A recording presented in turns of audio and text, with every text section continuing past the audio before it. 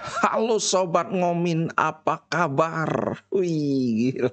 Baru kemarin aku bikin konten soal Juventus dan beneran dong, jeng jeng, Juventus sekarang ada di peringkat 3 dan aku sudah eh, sampaikan gimana sidangnya itu tanpa FIGC. Waduh, aku udah ngerti dah perpolitikan di Italia itu. Yang jelas katanya sih ini belum pasti, tapi akan diadakan trial baru soal masalah itu. Jadi karena dianggap trial yang lama itu tidak sah, jadi ya dikembalikan poinnya, tapi akan diadakan trial lagi untuk membahas itu. Jadi kalau nanti memang keputusannya tidak bersalah ya udah tetap, tapi kalau nanti keputusannya bersalah ya lagi dipotong. memang memang Liga Italia itu top banget wih. Masalahnya gimana? Aku sudah terlanjur cinta sama Inter, ya mau nggak mau nongkrongnya di Liga Italia. Sudah terlanjur cinta bro, gimana nggak bisa diapa-apain lagi. Anyway, sebelum bahas soal itu aku mau bahas soal Mourinho Roma nih. Aku tahu juga kebetulan beberapa anak Roma sering nongkrong di sini. Gila, selamat buat Roma. Dari kalah 1-0 bisa memaksakan menjadi 2-1 sehingga push ke perpanjangan waktu. Akhirnya Roma menggulung Feyenoord 4-1. Gila, luar biasa Mourinho. Dan hebatnya ini mungkin ada yang belum tahu ya.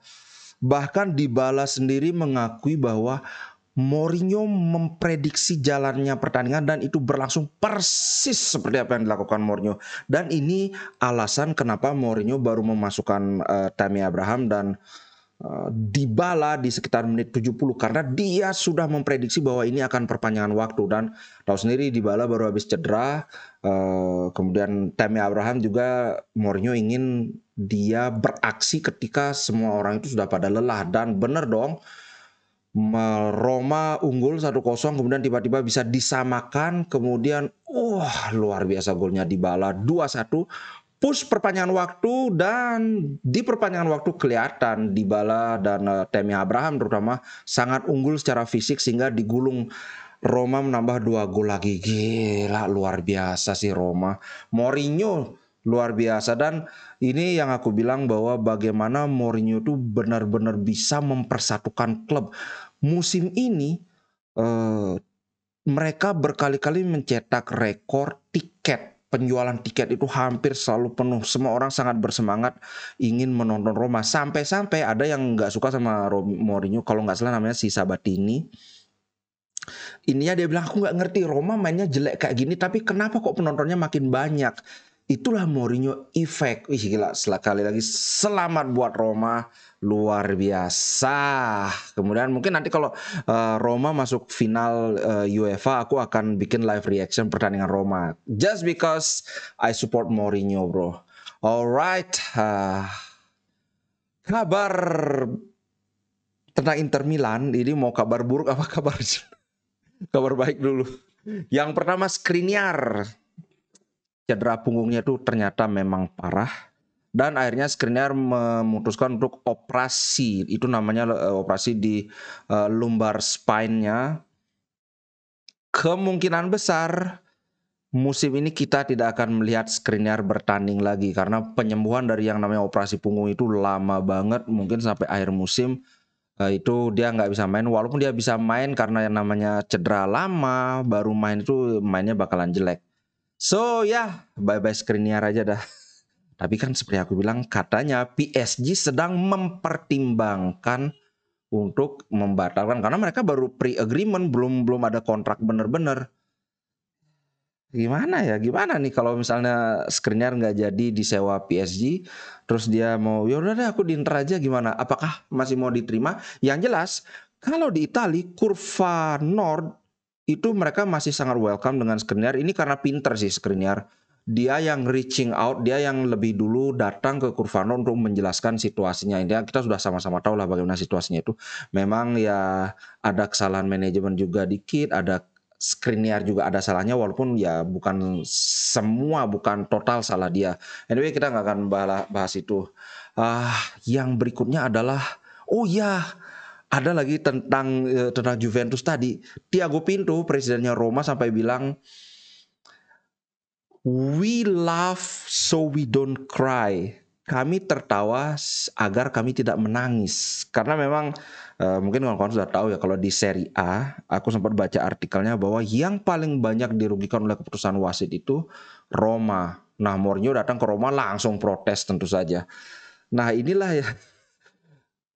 Ini apakah kebetulan atau gimana? Karena aku ingat nggak, aku pernah bikin konten yang Mourinho bilang bahwa kami peringkat 3, yakin ini kita di Italia loh, di Serie A gitu, dan ternyata beneran, kok bisa bener gitu. Aduh, gila. Sementara itu ya silahkan dilihat sendiri, ini sekarang Inter terlempar ke peringkat 6. Roma dari peringkat 4, yang masih kita punya harapan untuk mengejar tentu saja Roma 56, kita 51, berarti selisih 5 poin. Kita perlu menang 2 kali, mereka kalah 2 kali baru bisa kita menyalip Roma. Ini tugas berat. Anyway, ya gimana, sudah terlanjur seperti itu. Berikutnya adalah berita yang agak mengejutkan lagi. Barella, kawan-kawan tahu lah Liverpool sedang sangat mengincar Barella, dan sekarang PSG lagi-lagi pingin aku tonjok PSG ini beneran. Mereka ngincar Skriniar, terus ngincar Bastoni juga, sekarang Barella juga. Kayak nggak ada klub lain aja buat digembosi. Bener-bener sebel aku. Walaupun Barella baru saja ya, baru musim lalu kan dia baru perpanjang kontrak. Aduh, tapi yang menarik adalah begini. Ternyata aku melihat beberapa komen yang mendukung aja Barella dijual. Kalau dari segi permainan, ya kita sebenci-bencinya sama Barella, harus diakui bahwa Barella ini salah satu pemain terbaik Inter Milan. Mungkin makanya aku pernah bilang kan, kalau Barella main bagus, hampir selalu secara kolektif tim Inter Milan itu bermain bagus dan hampir selalu menang. Sudah terbukti, sudah teruji. Ada yang bilang ya udahlah, kalau Barella bisa dijual dengan mahal, biarin saja, karena katanya Barella ini, ya kita sama-sama tahu soal gesturnya dia, soal body language dia yang nyebelin, yang komplain melulu aja. Tapi seperti yang kayak diungkapkan Bastoni,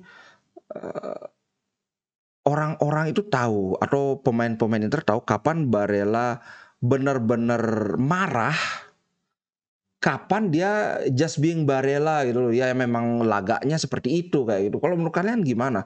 Kalau aku dulu kan ingat di awal-awal itu sangat mendukung Barella untuk jadi kapten Inter berikutnya, tapi sekarang karena ya sikap dia seperti itu, terus terang aku kurang setuju kalau Barella jadi kapten. Aku lebih setuju Lautaro Martinez, karena dia selalu fight, selalu cuma ya belakangan ini karena dia mainnya di force terus, makanya kita tidak melihat pergerakan Lautaro Martinez itu seperti yang biasa kita lihat. Seperti yang aku bilang musim lalu, dia walaupun pacak-klik gol tapi mainnya selalu bagus.